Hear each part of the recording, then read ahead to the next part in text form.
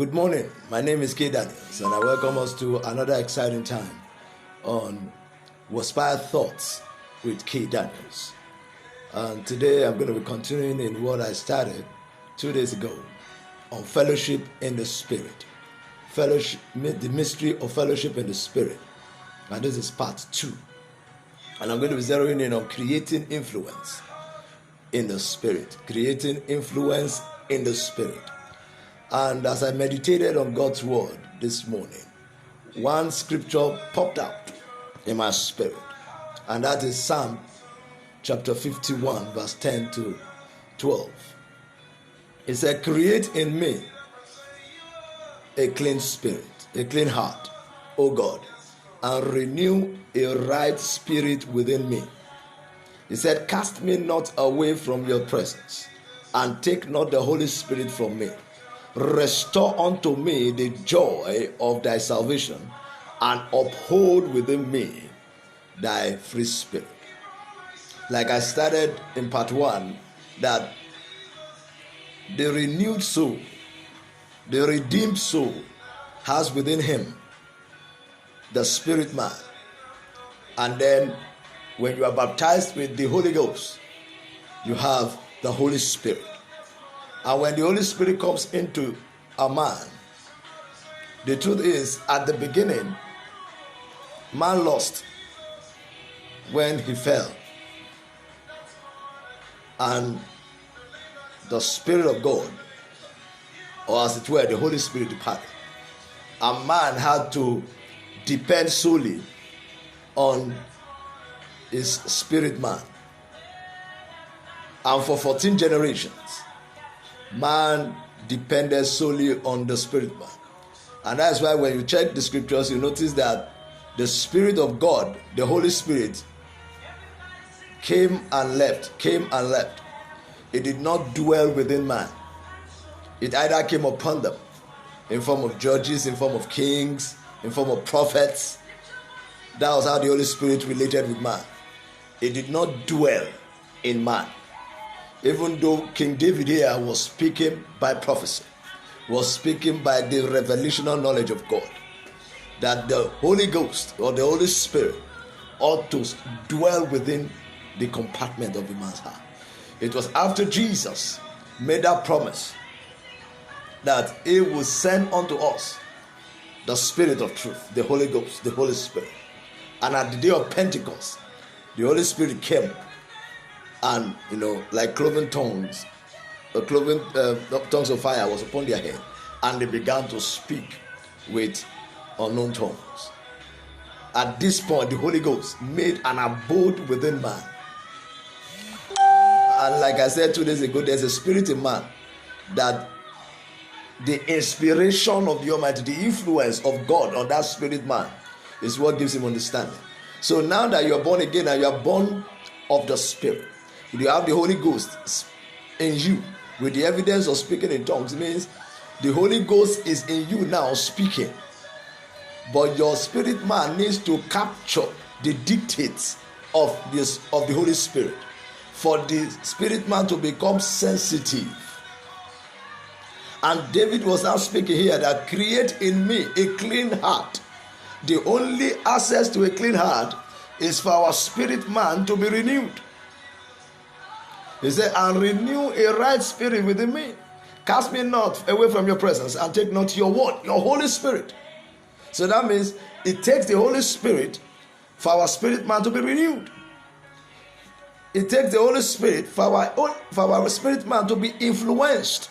So active influence from the Holy Ghost will inspire and renew our spirit man, so that our spirit man, as it were, gets married to the Holy Spirit, and then both of them become one, so that when you speak a word in your spirit man, is as the Holy Ghost has spoken it. He said, and God said to Adam, "Name all the animals," and whatsoever Adam named them, that was what the name God had intended. So what God had in mind was what Adam too had in mind. Because both of them at that time, there was a koinonia, there was a connection between the Spirit of God and the Spirit of man. And that is the age, and that is the season we are in. And this is what brings about joy in the Holy Ghost. This is what brings about joy in our spirit man. Joy is the happiness that the spirit man receives by relating with the Holy Spirit. So that is why joy is a fruit of the Spirit. So the spirit of man can only become effective when it is influenced by the Holy Spirit. So the spirit of man constantly needs to be renewed. It needs to be renewed. See what is said in the book of Romans chapter 12 verse 2. It said, and be not conformed to this world, but be ye transformed by the renewing of your mind, that ye may prove that is that good and acceptable and perfect will of God. You are able to prove that which is good. You are able to prove that which is acceptable. And you are able to prove that which is the perfect will of God when the Holy Spirit actively influences your spirit man. So the mind is actually the spirit of the soul. The mind is actually the spirit of the soul. And the soul is the spirit of man. The soul is the spirit of man, which is the candle of the Lord. When God lights it, when the light of God's word comes upon that candle, it searches the inward parts of the belly. Proverbs chapter 20 verse 27. The spirit of man is the candle of the Lord, searching all the inward parts of the belly. There are certain things, because we have the conscious and the subconscious man. And the subconscious man, that is the seat, that is the seat of the Holy Ghost. That is why when you hold your belly and you are lacast, you groan in the spirit. Rikatos, what are you doing? You are powering the spirit man. You are powering the spirit man. And when the spirit man is powered, it gains understanding. It gains understanding. Let me tell you the truth. Your soul needs to be influenced by the Spirit of God. The Spirit of God needs to influence. When you are talking of true influence, we are talking of Holy Ghost powered influence. Influence from within. Holy Ghost powering and influencing your spirit man. Lakato Santalia. And I want to just, as I conclude this part, just show us there are 7 spirits of God. 7 spirits. That's what can be found in the book of Isaiah chapter 11 from verse 1. It said, a branch shall come out of the steps of Jesse. It said, the spirit of the fear, and with the spirit of the Lord. The spirit of the Lord. That is the operating system of man. The operating system. Every other spirit are like apps. They are software applications that sit on the operating system, which is the spirit of the Lord. That's what powers our spirit man in totality, and now gives opportunity for the apps to operate.